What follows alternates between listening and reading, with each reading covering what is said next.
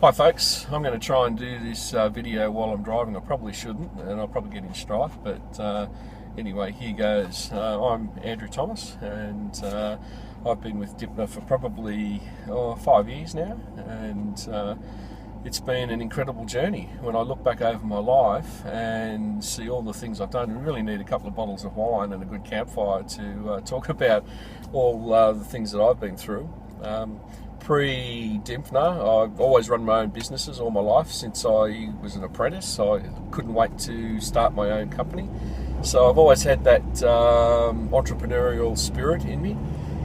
And I've had some huge successes in business and some monumental failures, which is pretty normal. You learn from your failures and you learn from some of your successes as well. Pretty much spent 10, maybe 12, probably even 15 years in and out of jail, and we won't talk about much of that. If you want to know more about any of that sort of stuff, my pre-Dymphna years, I'm quite happy to tell you about. Coming into 1995, I had this vision that we were going to win the Olympic Games. I was just so gut feeling. I just had this feeling that we were going to win the games no matter what. So I went into started an outdoor advertising company, and I wanted to bring giant LED screens to Australia.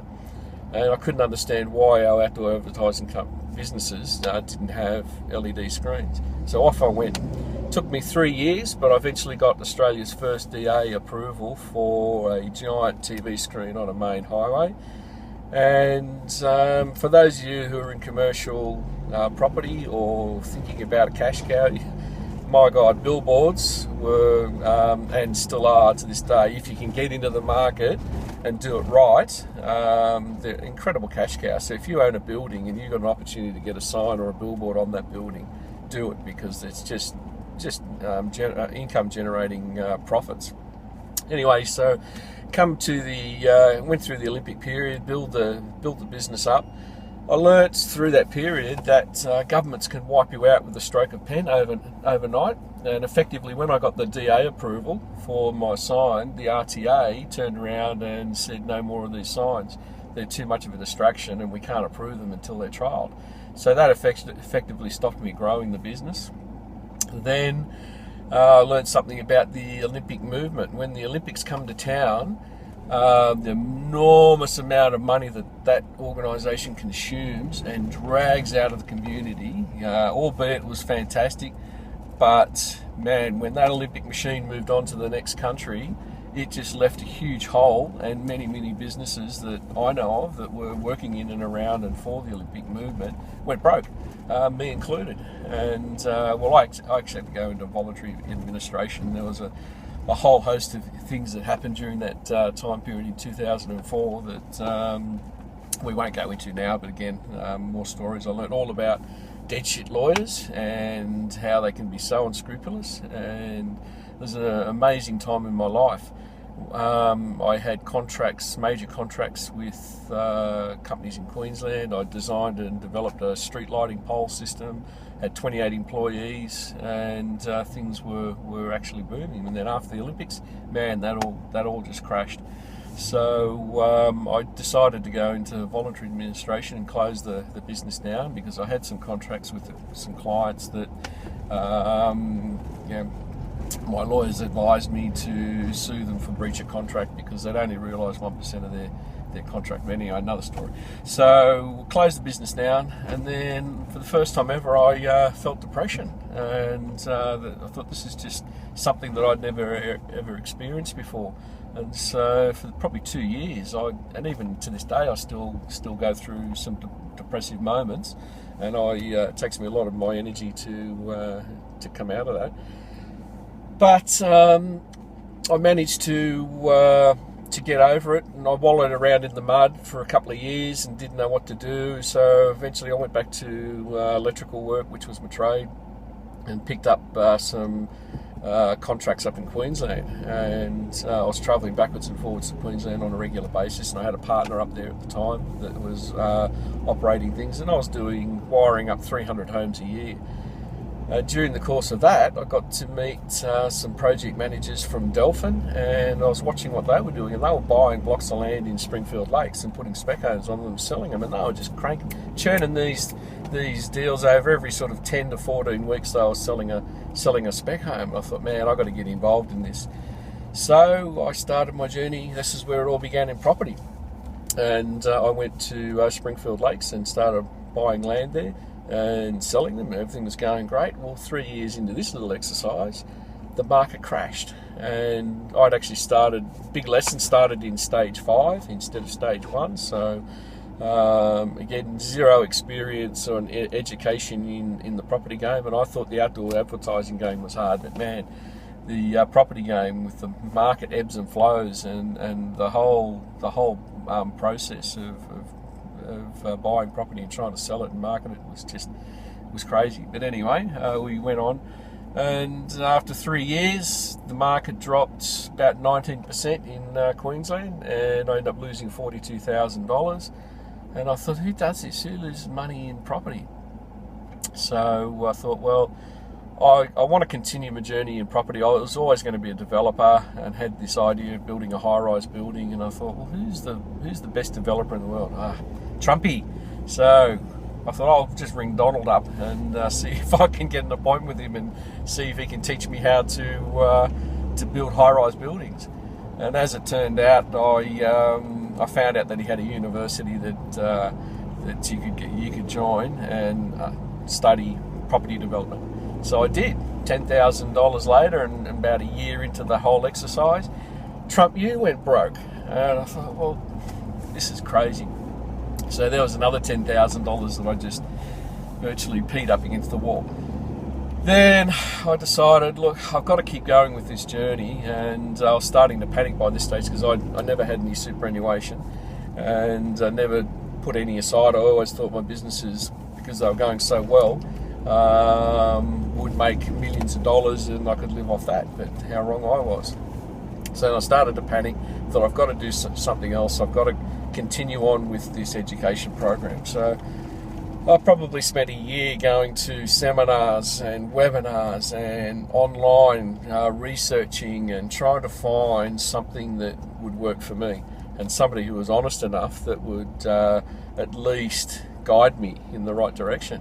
And then I was flying to Queensland one day and I saw a property magazine, and it had broke at 58, multi-millionaire at 60. And I thought, that resonated with me. I'll track this guy down. So I tracked the guy down, and as it turned out, he had an education course. So I joined his course. I think that was about $8,000. So I joined that. Then about 6 months into that course, I was going to the meeting one night, and there's the lawyers standing out the front handing out bankruptcy notices. So this dude went broke, and I thought, it's just not working. So a little bit more depression, and then my sister said one day, why don't you go and see this lady called Dymphna? So look, just another seminar, okay, all right. So eventually I dragged myself along to go and see Dymphna, and then wow, I couldn't believe it. In one day I found out about economics, asset protection, you name it, tax minimisation, trust structures, and it was just all mind-blowing. So I thought I've got to do something about this as well. Hang on. And so then I went up to Dymphna. You probably don't remember me, Dymphna, at the time, but I went up and I asked you if you actually teach this. And you said, oh yeah, you just go down the back and you see the guys from Knowledge Source. So down I went, and you got a program. All right, I'm gonna join this program. So I offered, and that started the changes in my property journey. I finally actually started making money. So I managed to get 2 really good little cash cows here in Sydney. Excuse me. And to this day, they are just brilliant. They're room rentals, and I guess I started my journey in room rentals and could just see that how well you can and how much you can increase your cash flow by having room rentals. It's not for everybody, and it takes a bit of managing, but they're still good. And then I had this burning desire to go to America. I had relationships with people in Colorado. I was a president of a sister city program for Sutherland Shire Council for 7 years, and during that time I'd met the mayor of Denver and many people over there, and have built lots of friendships, and I just knew America was the place for me. And so pre-Cashflow USA, I've gone over to America and I started looking around, and again checking out properties on the internet, and I was just astounded at one, the value of the properties, and two, how many there were that were available. It was incredible. When the GFC hit America, it was just bizarre. $15,000 for a 3-bedroom family home that's renting for $800 a month. It was just incredible.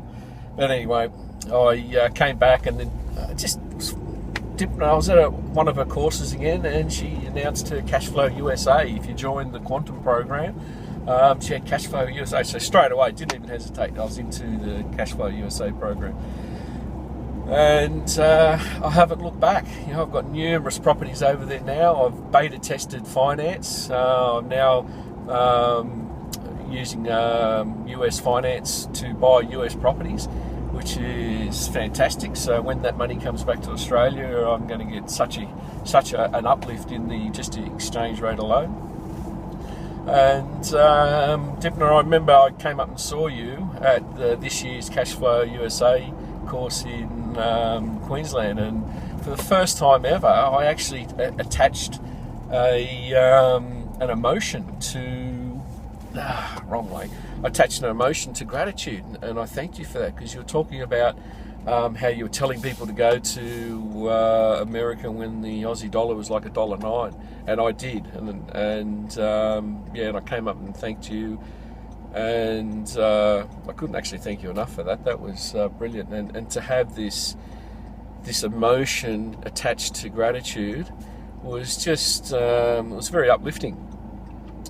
And so from there, I decided that there was still one thing that I hadn't actually done yet. I'd learned about RAS and the hero's journey and trust structures, but the one thing that I hadn't actually experienced yet was giving back. And part of what I want to do when my journey gets a little bit deeper into where I'm at is to be a philanthropist and to be an angel investor, and helping small businesses and entrepreneurs get a start. With all the connections that I have made over the years and the business people I've met, I've got an enormous amount of experience, and that's just something that I'd really like to do. And so anyway, I decided this year I was going to give back, and I thought, well, what am I going to do? I just don't want it to be like a charity, although I do want to do a charity at some point. I've actually started my own foundation called Housing Humanity, but it hasn't really got off the ground yet. It's something it's still sitting there, and eventually I'll do something about. But I was lucky enough and fortunate enough, and thanks Ian for having me as your facilitator for your Fast Profits program in New South Wales, and that got me to meet quite a few people. And there was one couple there called Luke and Steph Checkley, and they were buying their first property and struggling a little bit and going through, it looked like quite hard times. And so I decided that we actually became friends, and I started to hear a bit of a story, and then I could see some anguish in their eyes, and things weren't going all that well. They'd bought a property and they were going to do a renovation on it, and for their first deal, it was doing renovations is pretty tough. But anyway, 6 months into the whole process, and their builder hadn't even started yet. So I said, look, we've got to try and get a result, because all these holding costs that you've got, it'd be killing you. So we sat down and had a chat about it, and I gave them a little bit of advice, and we decided to try and cancel the contract with the builder, and I was going to take over the project for them, and it effectively happened. So with a bit of guidance, off they went. They managed to get the contract cancelled, and it was mutually agreed upon to both parties walk away.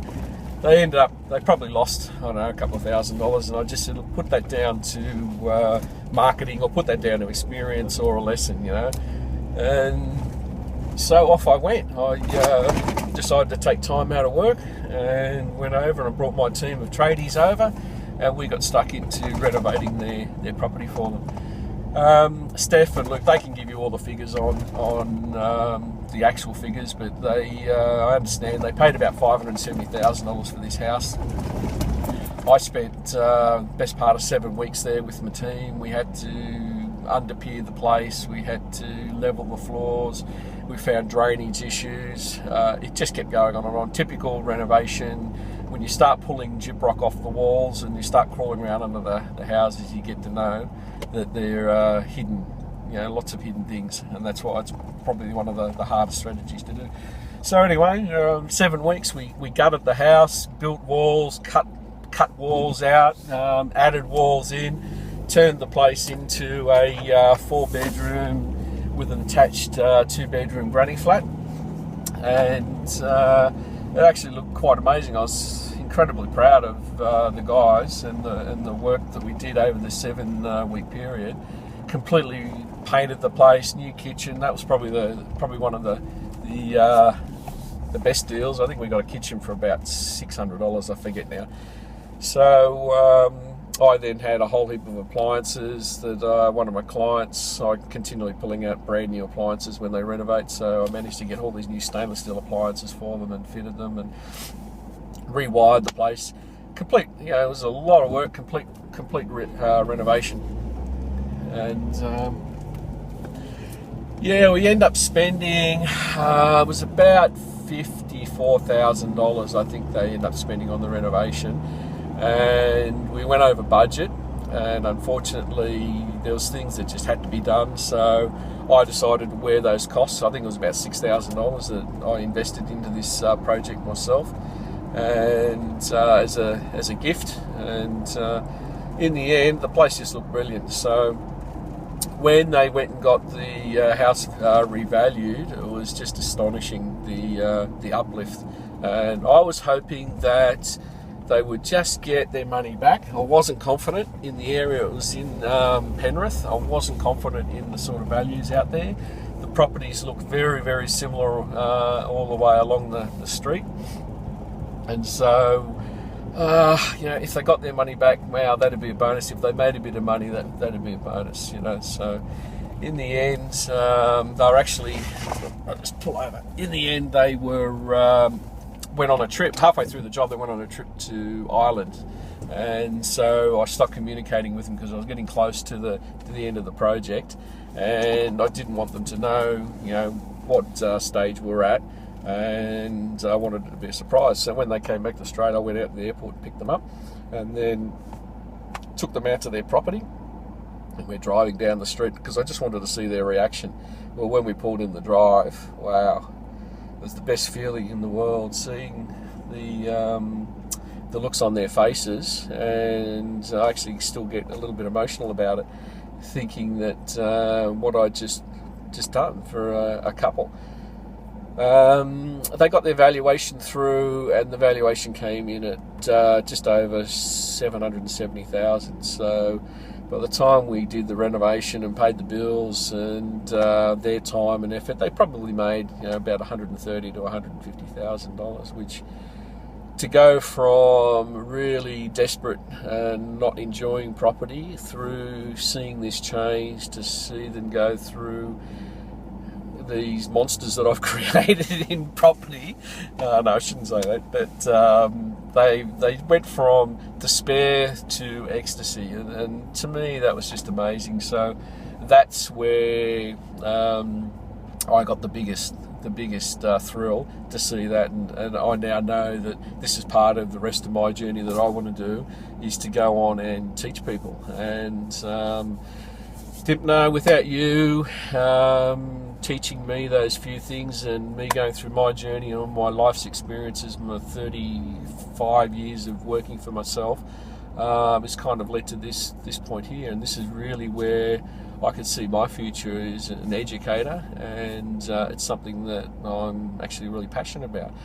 So that's really, in a very, very small snapshot, my journey and my story. It's not really about me. It was really about helping Luke and Steph out and getting them to make some money and starting their journey off in property and starting it off in the right way. And I hope I've done that. And to all the other people out there that are interested in doing renovations, it is a really, really tough way to make money, but you can make some good coin out of it, and give it a go. By all means, give it a go. And as I said, I want to be an educator down the track, and it's something that I feel like I've got a passion for.